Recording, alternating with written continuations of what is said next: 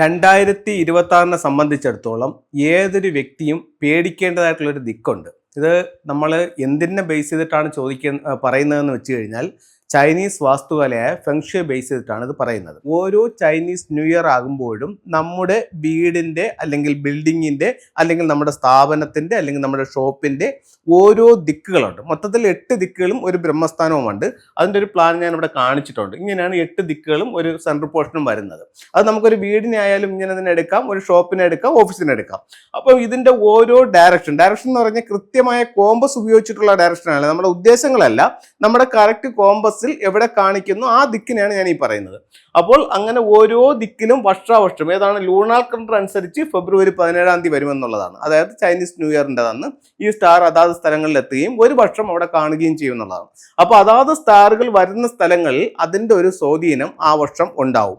അങ്ങനെയാണെങ്കിൽ 1 മുതൽ 9 നമ്പറുകളാണ് ഓരോ ദിക്കുകളിലായിട്ട് വരുന്നത്. അതിൽ ഏറ്റവും പ്രശ്നകാരിയായി കണക്കാക്കപ്പെടുന്ന നക്ഷത്രം എന്ന് പറയുന്നത് ഫെങ്ഷു പ്രകാരം പറയുകയാണെങ്കിൽ 5 ആണ്. അപ്പൊ 5 എന്ന് പറയുന്ന നക്ഷത്രത്തിന്റെ ഒരു സ്വഭാവം എന്താണെന്ന് ചോദിച്ചു കഴിഞ്ഞാൽ ഇത് ടോട്ടൽ ലോസ്, അതായത് ഇത് എത്തുന്ന സ്ഥലത്ത് അവിടെ നമ്മൾ ഉപയോഗിക്കുമ്പോഴോ നമ്മൾ അവിടെ ഇരിക്കുമ്പോഴോ അല്ലെങ്കിൽ നമ്മുടെ പ്രധാന വാതിൽ അവിടെ വരുമ്പോഴോ ടോട്ടൽ ലോസ് ആണ് നമുക്ക് സംഭവിക്കുന്നത്. അത് ഈ 2026 വരുന്നത് സൗത്തിലാണ്. അപ്പം ഏതൊരു വീടിൻ്റെയും തെക്ക് വശത്ത് 2026 5 എന്ന് പറയുന്നൊരു നക്ഷത്രം വരുന്നുണ്ട്. അപ്പൊ അതിന്റെ സ്വഭാവം എന്താണ്? ടോട്ടൽ ലോസ് ആണ്. ഒരു വീടിനെ സംബന്ധിച്ചിടത്തോളം തെക്ക് ദർശനമായ വീടായിരിക്കുകയും തെക്ക് വശത്ത് പ്രധാന ഡോർ വരികയും ചെയ്യുന്നവരെ സാരമായ രീതിയിൽ ഈ വർഷം അത് ബാധിക്കും.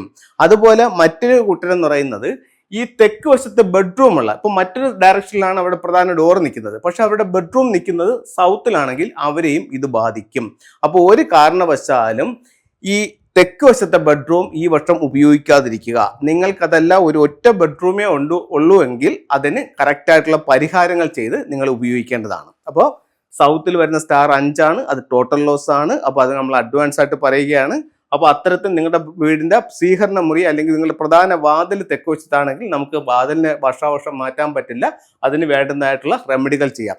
ഒന്ന്, അവിടെ ഒരു 5 എലമെന്റ് പഗോഡ എന്ന് പറയുന്ന ഒരു ടൂൾ ഉപയോഗിക്കാം. ഇതാണ് 5 എലമെന്റ് പഗോഡ എന്ന് പറയുന്ന ടൂൾ. അപ്പോൾ ഇത്തരത്തിലുള്ള ഒരു ടൂൾ വാങ്ങിച്ചിട്ട് ഇതിന്റെ മുകൾ ഭാഗം നമുക്ക് ഇങ്ങനെ ഓപ്പൺ ചെയ്യാനായിട്ട് സാധിക്കും. ഇതുപോലെ ഇങ്ങനെ ഒന്ന് ഓപ്പൺ ചെയ്തെടുത്തിട്ട് തെക്ക് ഭാഗത്ത് നിന്ന് കുറച്ച് മണ്ണെടുത്ത് ഇതിനകത്തിടുക. ഇട്ടിട്ട് ഇതങ്ങ് ക്ലോസ് ചെയ്യുക. ക്ലോസ് ചെയ്തിട്ട് നിങ്ങളുടെ സ്വീകരണ മുറിയിൽ സൗത്തിലാണ് നിങ്ങളുടെ മെയിൻ ഡോർ നിൽക്കുന്നതെന്നുണ്ടെങ്കിൽ ആ സൗത്ത് ഡയറക്ഷനിൽ കൊണ്ടുവന്ന് ഈ 5 എലമെന്റ് പഗോഡ വെക്കുക. അതല്ലാതെ നമുക്ക് അവിടെ വെക്കാൻ പറ്റുന്ന മറ്റൊരു ടൂൾ എന്ന് പറയുന്നത് 6 റോഡ് വിൻചയമാണ്. 6 റോഡ് വിൻചയം ആ ഭാഗത്ത് വെക്കുന്നതും ഈ ദോഷത്തിന് ഒരു പരിഹാരമാണ്. ഇത്തരത്തിലുള്ള ഒരു ലാഫിംഗ് ബുദ്ധ അവിടെ വെക്കുന്നതും ഈ ഒരു സ്റ്റാറിനെ ഒന്ന് ഡൗൺ ചെയ്യാനായിട്ട് നല്ലതായിട്ട് ഫെങ്ഷുവിൽ കണക്കാക്കുന്നുണ്ട്. അപ്പോൾ നമുക്ക് എന്തൊക്കെ ഉപയോഗിക്കാം?